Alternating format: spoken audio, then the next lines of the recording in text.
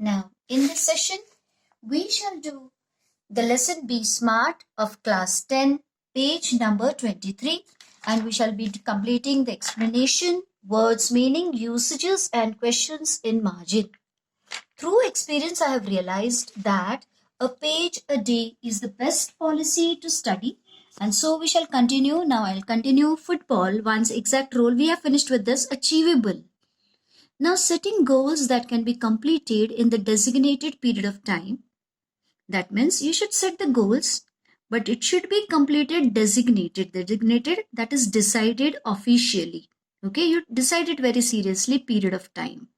Yes, often these goals may act like a stepping stones to help meet broader goals. That means if you set small goals, so it is like a step and you can gradually reach the bigger goal. Okay, to help meet broader goal that further define a career, and it will shape automatically तुमचं career होऊन जाईल छोटे छोटे गोल मधून. As students, we cannot become a president. विद्यार्थी असताना आपण लगेचच राष्ट्रपती नाही बन सकते or a prime minister, but can hope to reach those heights in future. परंतु कधी ना कधी त्या उंचीवरचं करिअर आपण करू शकतो अगर हम एक एक कदम स्टेप बाय स्टेप अगर हम गोल्स रखते हैं. अचीवेबल गोल म्हणजे त्या त्या काळामध्ये जे अचीव करता येईल असं. Now the next is realistic. It is important to create goals that are within one's current skill set. Okay, असं आपलं गोल असायला पाहिजे की करंट तुम्हाला काय स्किल आहे, तुमचं चालू कोणतं स्किल तुम्हाला येत आहे काय, अकॉर्डिंग टू दॅट त्याला अनुसरून तुमचं गोल असायला पाहिजे. Or the area of expertise म्हणजे कशामध्ये तुम्हाला पारंगतपणा आहे त्यानुसार. Building expertise takes time.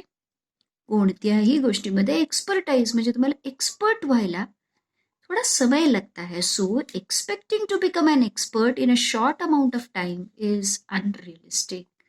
तेव्हा इफ यू आर अँटिसिपेटिंग अशी जर अपेक्षा करत असाल की कमी वेळेमध्ये मी एक्सपर्ट व्हायला पाहिजे, that is unrealistic. It is not practical.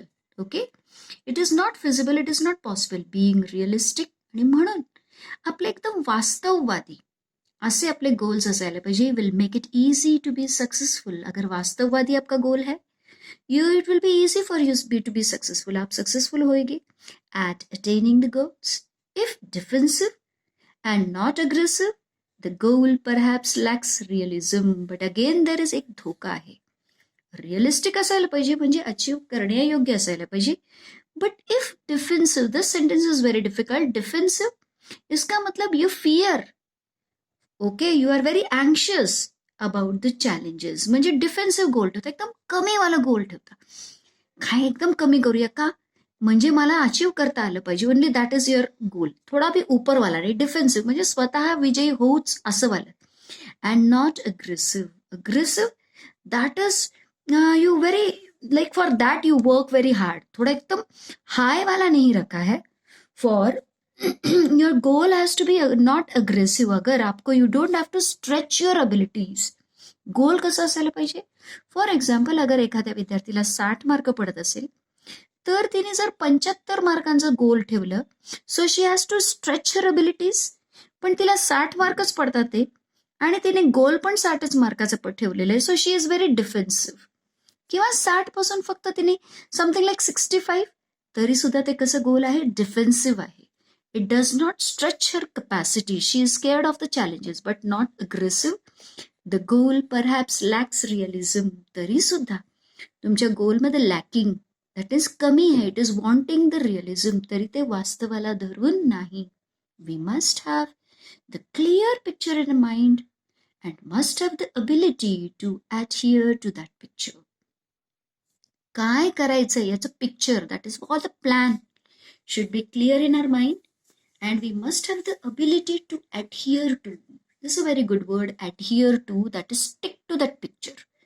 Not to change again and again. आणि आपण ते पिक्चर रिअलाइज मध्ये आणण्यासाठी we should stick to that picture. म्हणजे त्याला धरूनच आपलं वागणं असायला पाहिजे. टाइम बाउंड, नावावरूनच तुमच्या लक्षात आलेलं आहे. Establish time parameters around each goal.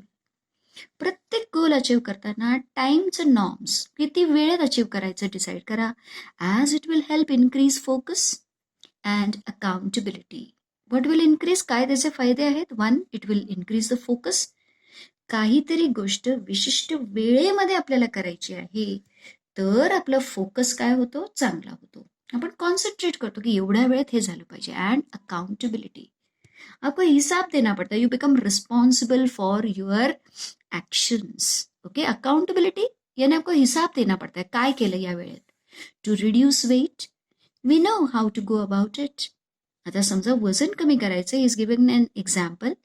We know how to about it म्हणजे काय काय करायचं ते माहिती आहे. But without consistent time bound action,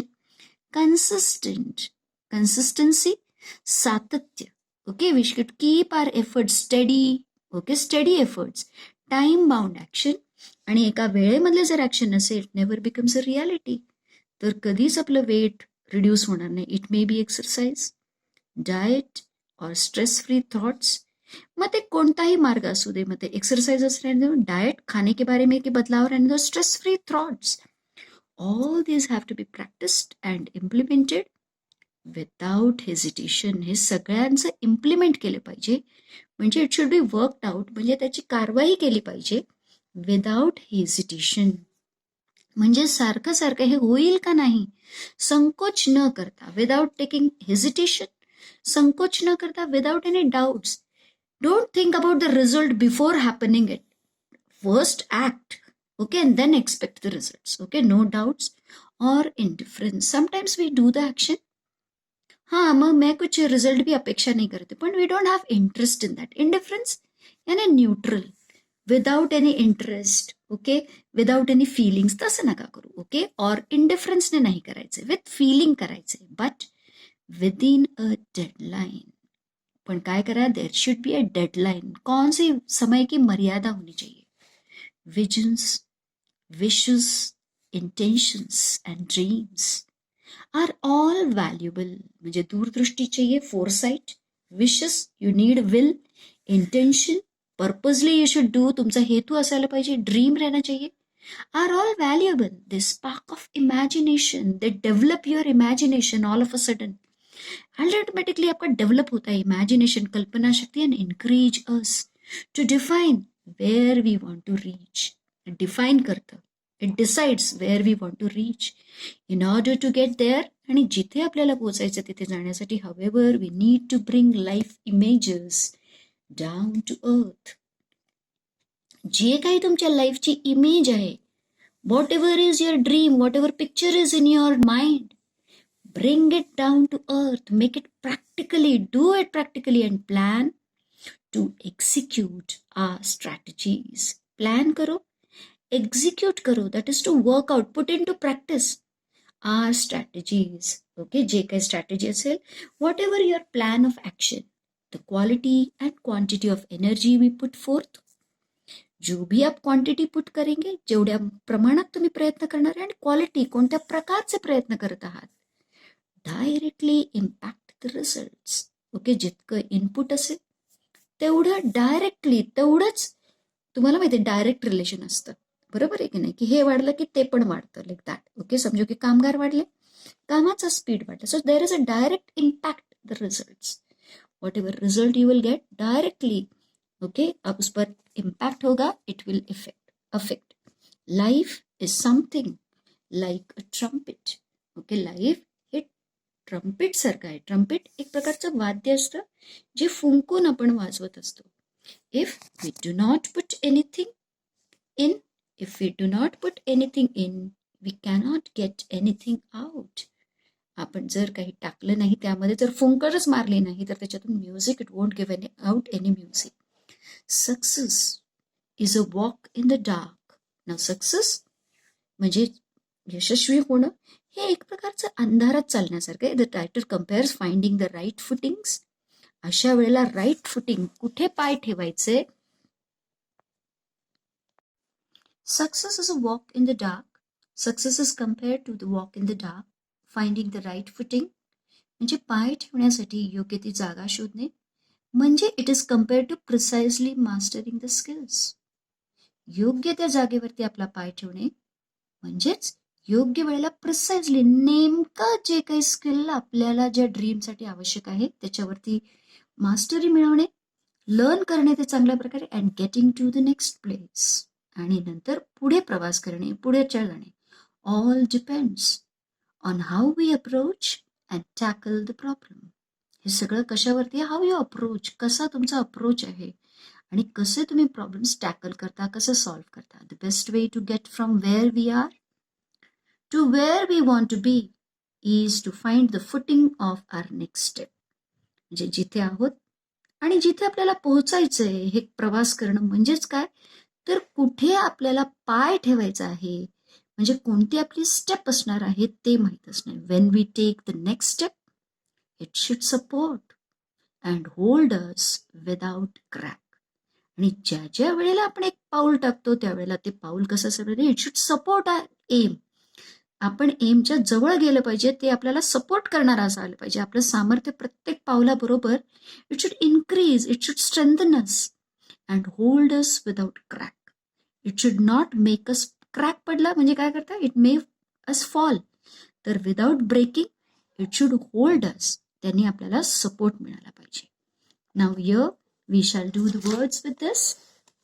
Designated, decided, officially, often, frequently, defined, to shape, defensive, very anxious to challenge, aggressive, acting with a force or determination in order to succeed, lacking, wanting, adhere, stick to or bind, accountability, responsibility for your action, consistent, steady, indifference, lack of interest or feeling, spark of, cause something to develop suddenly, down to earth, that is very practical, execute, to carry out, strategy, plan of action, precise, exact, crack, cause to break. Now the usages, down to earth. My father is a very down to earth person. He is very practical. I never get fascinated by advertisements and take down to earth decisions. मी नेहमी practical decisions घेते. Now, what factor is unreal while setting goals? कोणतं factor unreal आहे? Now the answer is line number 48, 49 and 51, 52. Now please look here. देखो क्या लिखा है? Expecting, okay, to become an expert in a short amount of time is unrealistic. Am I right? And the next is, okay, if defensive and not aggressive, the goals perhaps lacks realism. Okay, these 2 points are there. These 2 factors are unreal while setting goals. Adhere, that is to bind. Defensive, justificative. Consistent, steady. Down to earth, real, practical. To execute, to carry out. Strategy, plan of action. To what are the efforts towards success compared? Why? Okay, now the answer is in line number 22, 72 and 278. Now you can write the whole passage as it is, or you can mold a little bit like this. Efforts towards success are compared to a walk in the dark. It is because success is a journey from where we are to where we want to be. And mastering skill is like taking next step. आणि कोणतं art शिकणे, master करणे एखादं कौशल्य म्हणजे एक कदम बढ़ाना है. Understood? And with this, okay, now we have finished with this. What I expect from the students is, 1, they should read the passage according to the slash lines with comprehension. Next, they should understand the questions and scan for the answer and read the words and meaning at least once. You write in a very good handwriting, in your own handwriting, in your book. With this, we stop over here. Yes, thank you very much. Have a nice day.